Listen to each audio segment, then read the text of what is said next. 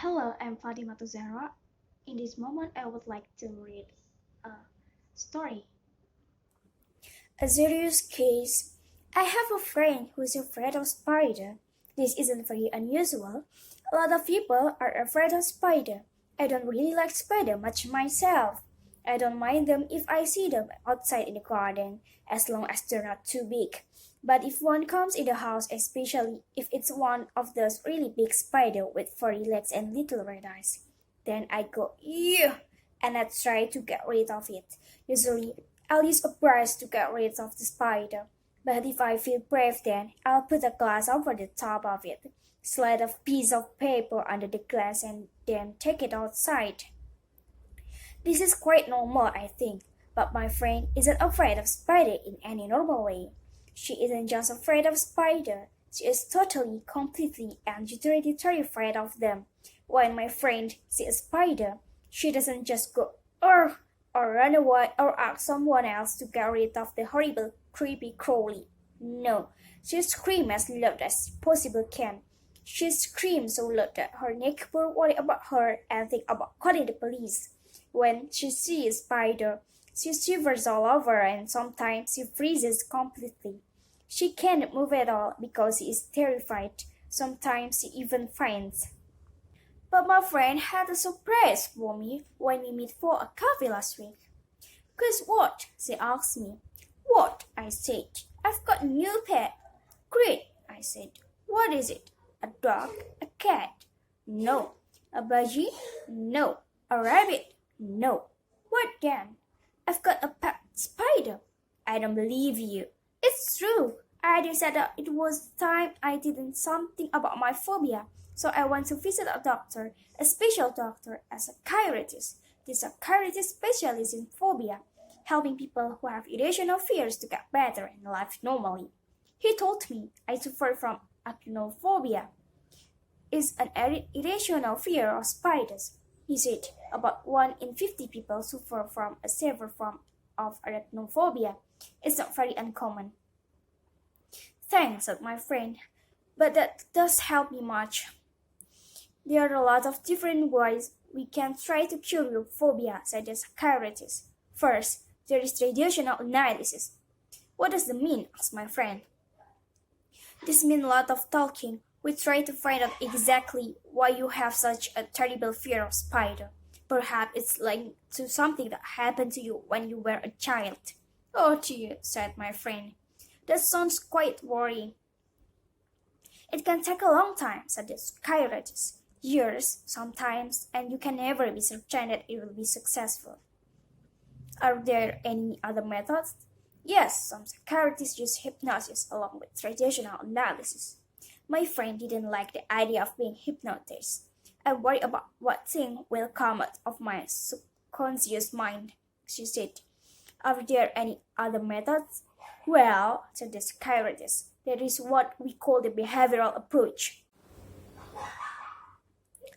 "What's the behavioral approach?" asked my friend. "Well," said the psychiatrist, "it's like this." The psychiatrist got out a small spider for his desk. It wasn't a real spider. It was made of plastic. Even though it was only a plastic spider, my friend screamed when she saw it. "Don't worry," said the psychiatrist. "It's not a real spider." "I know," said my friend, "but I'm afraid of it just the same." Said the psychiatrist, "a serious case."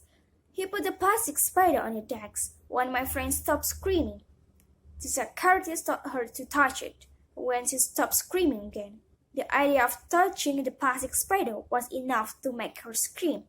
She touched it. At first, she touched it for just 1 second. She shivered all over, but at least she managed to touch it. "Okay," said the psychiatrist. "That's all for today. Thanks. You can go home now." "That's it?" asked my friend. "Yes." "That's all?" "Yes, for today. This is the behavioral approach. Come back tomorrow." My friend went back the next day, and this time the plastic spider was already at the doctor's desk. This time she touched it and held it for 5 minutes. Then the doctor told her to go home and come back the next day. The next day she went back and the plastic spider was on her chair. She had to move the spider so she could sit down. The next day, she held the spider in her hand while she sat in her chair. The next day, the doctor came for a plastic spider and told her to take it home with her. "Where did the spider appear in your house?" asked the psychiatrist. "In the bath, usually," said my friend. "Put the spider in the bath," he told her. My friend was terrified of the spider in the bath, but she managed not to scream when she saw it there. "It's only a plastic spider," she told herself. The next day, the psychiatrist told her to put the spider in her living room. My friend put it on top of the television. At first, she thought the spider was watching her and she felt afraid. Then she told herself that it was only a plastic spider. The next day, the psychiatrist told her to put the spider in her bed. "No way," she said. "Absolutely not." "Why not?" asked the psychiatrist. It's a spider," replied my friend. "No, it's not," said the psychiatrist. "It's a plastic spider. It's not a real one." My friend realized that her doctor was right. She put the plastic spider in her bed and she slept there all night with it in her bed. She only felt a little bit afraid. The next day, she went back to the psychiatrist. This time she had a shock, a big shock. Sitting in the middle of the doctor's desk, there was a spider, and this time it was a real spider. My friend was about to scream and run away, but she didn't. She sat on the other side of the room, as far as possible from the spider, for about 5 minutes. Then she got up and left the room. "See you tomorrow," shouted the psychiatrist to her as she left. The next day, she went back and this time the psychiatrist let the spider run on his desk. Again, my friend stayed about 5 minutes, then left. The next day, she stayed for 10 minutes. Then the day after that, 15. Eventually, the psychiatrist held the real spider with long furry legs and little eyes, in his hand. He asked my friend to come and touch it. At first, she refused, but the doctor insisted.